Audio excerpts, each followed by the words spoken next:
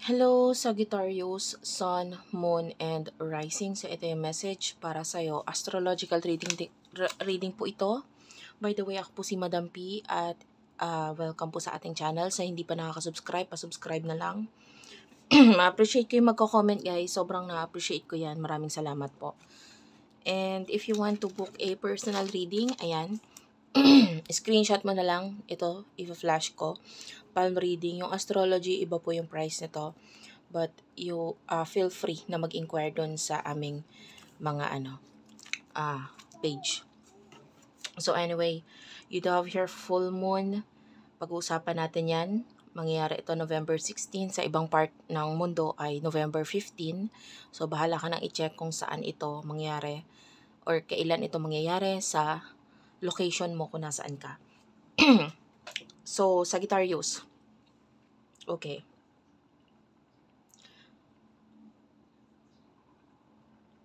So, itong full moon na ito, there could be some kind of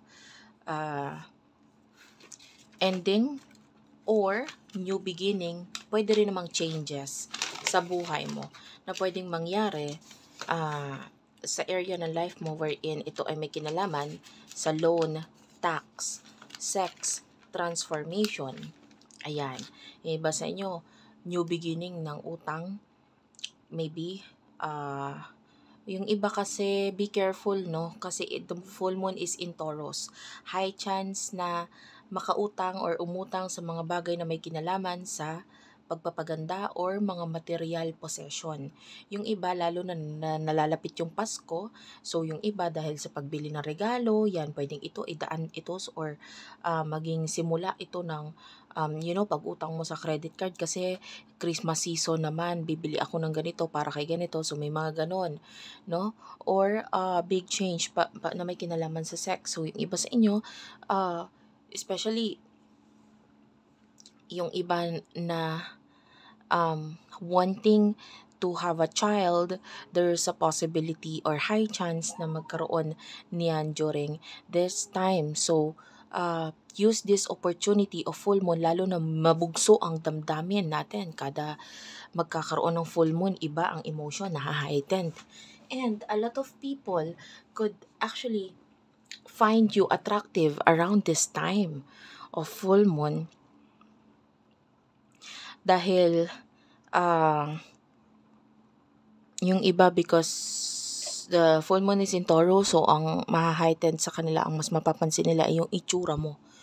And be careful if you are not yet ready pagdating doon sa mga bagay na yun. Sinabi ko nga, pagdating sa sex, etc., be careful, use protection. Okay? Or yung iba, finding out that you are pregnant or someone else in your family is pregnant, high chance din na mangyari ito around this time. So, big changes pagdating sa bagay na yan. And a lot of transformation pagdating sa spirituality para sa iba. So, yung iba discovering stuff na may kinalaman sa astrology, psychology, even tarot. Yan, pwedeng may mga bagay na malaman ka about that. Yan, yung iba pwedeng magsisimula na mag-aral ng mga bagay na yan.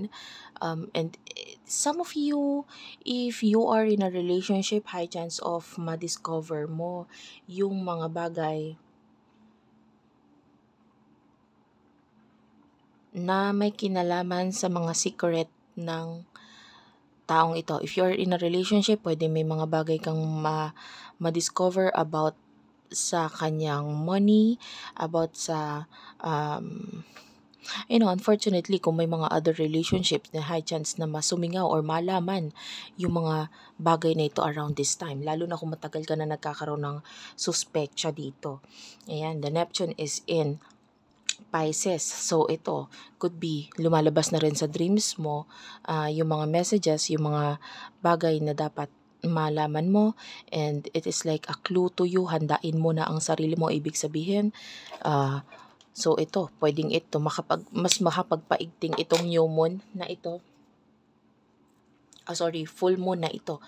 Dahil maaari may mga bagay kang ma-discover dito. And also at the same time, a lot of endings para sa iba, especially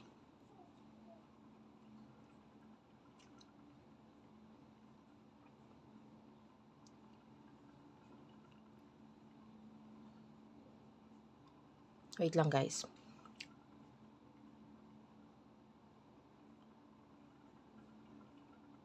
Pagdating sa iyong work, could be new work, new career para sa'yo. Yeah.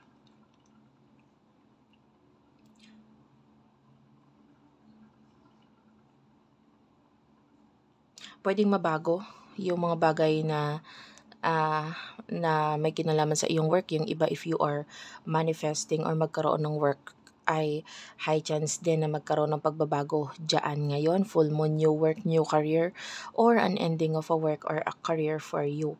Yung iba naman, kung may mga bagay kang tatapusin or babaguhin sa sarili mo, maybe your looks, your style, your wardrobe, yan, high chance din that the full moon um, can help you na maisakatuparan ito.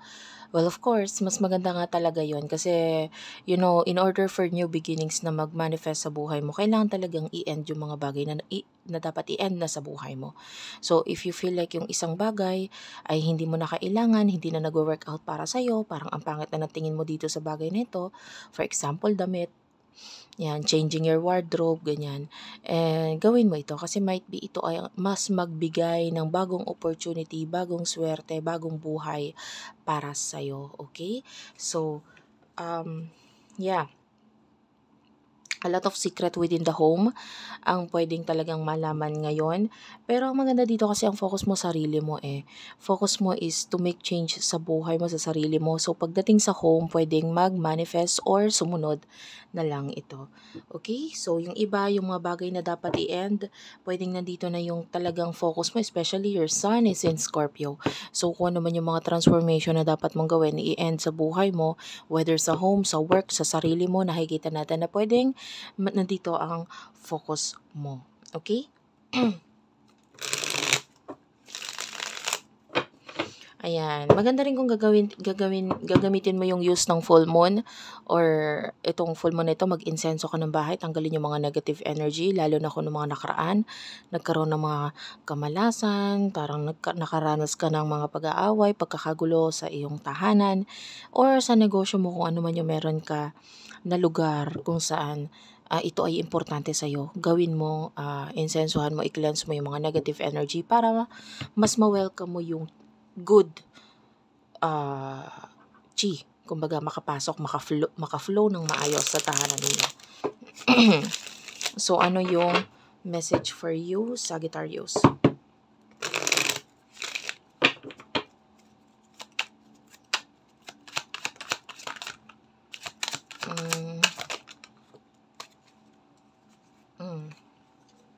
Okay, you do have your Nine of Swords, the Five of Wands, the Nine of Wands, and the High Priestess. So, yung iba sa inyo, if you do have problem, if someone here is causing you na ikaw ay mag-isip ng hindi maganda, kung ikaw ay nakakaranas na ng parang may something na nasa isip ka na parang nagpapagulo sa'yo, maybe it's time for you to address this. Full moon is an ending.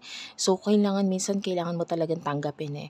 Lalo na kung ito ay may kinalaman sa mga taong nararamdaman mo parang niloloko ka, parang ikaw ay ginagamit, parang ikaw ay hindi sila nagiging tapat or totoo sa'yo, ay maybe it's time for you to confront these people, this person in your life na although masakit or mahirap or pwedeng magdulot ito ng ending or sabihin na nating kalungkutan sa iyo dahil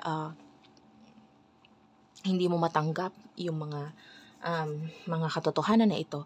Maybe, oo, mahirap yon pero minsan kailangan mong gawin yon. Kailangan mong i-end yung mga bagay, yung relationship mo sa mga taong to. Dahil sila yung magpapahirap lalo sa buhay mo.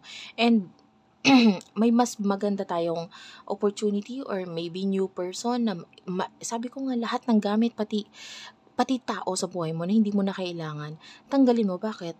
Dahil pag tinanggal mo 'to, magkakaroon ng vacant, kumbaga bakante, yung place na yun sa buhay mo at pwedeng may taong dadating sa'yo na magre-replace nun at yun yung mas better para sa'yo. Okay? So, thank you for watching. I love you all and bye-bye.